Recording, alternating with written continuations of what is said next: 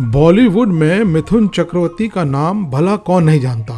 Hindi cinema को disco dance सिखाने वाले मिथुन का सितारा ऐसा चमका कि देखते ही देखते वह सुपरस्टार की श्रेणी में आ गए और उनका नाम Guinness book of world records में दर्ज हो गया।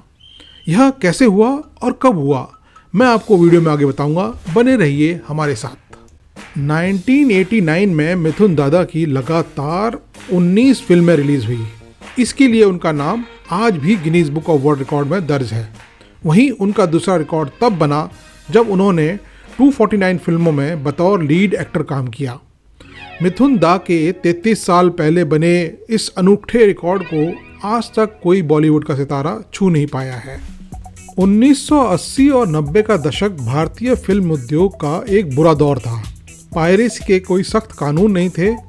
आप एक नई फिल्म को 30-40 रुपए में VCR में देख सकते थे। फिल्में धड़ाधड़ फ्लॉप हो रही थी। बड़े शहरों में लोगों ने पर्दे पर फिल्में देखना सचमुच बंद कर दिया था, पर वहीं छोटे शहरों में थिएटरों पर जमकर कमाई हो रही थी। इसका कारण थे मिथुन चक्रवर्ती।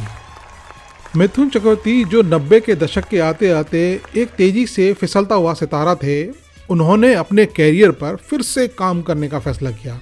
वो ऊटी चले गए, एक लग्जरी होटल मोनार्क ऊटी खोला, एक कलाकार से व्यवसायी में बदल गए।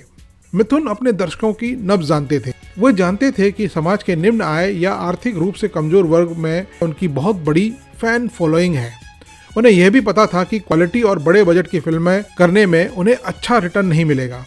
मिथुन ने छोटे प्रोडक्शन हाउस का इस्तेमाल करते हुए छोटे शहरों की आबादी में अपना खुद का एक बाजार बनाकर एक बहुत ही चतुर चाल चली।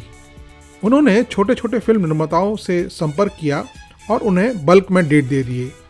कहानी रेखा, पटकथा, कलाकारों आदि के मामले में मिथुन ज़्यादा चूजी नहीं थे।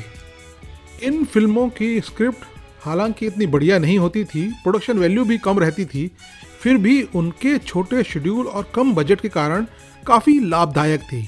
फिल्म निर्माता भी इस बात से खुश थे कि आखिरकार उन्हें अपनी फिल्मों को समर्थन देने के लिए एक स्टार मिल गया है।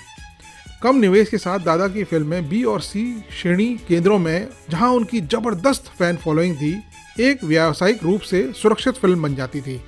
यहां तक कि उनकी सो कॉल्ड फ्लॉप फिल्म भी अंततः अपने निवेश की वसूली कर लेती थी। आगे मैं आपको बताऊंगा कि क्या कारण थे कि उनकी इन फिल्मों में अचानक ब्रेक लग गया और किसने उनके इस बिजनेस मॉडल को उखाड़ फेंका। प्लीज़ KC टॉकीज को सब्सक्राइब करिए और वीडियो को लाइक करना न भूलना।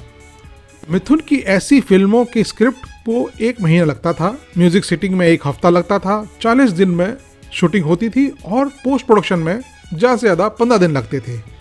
एक डायरेक्टर TLV प्रसाद ने शेर हिंदुस्तानी 28 दिनों में कंप्लीट कर दी थी।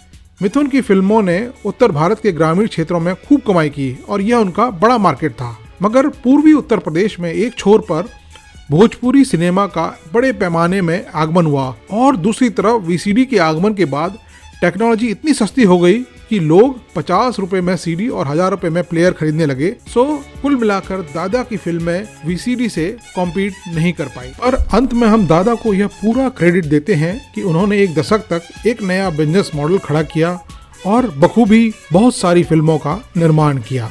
देखते रहिए KC टॉकीज और चैनल को सब्सक्राइब करना ना भूलिए।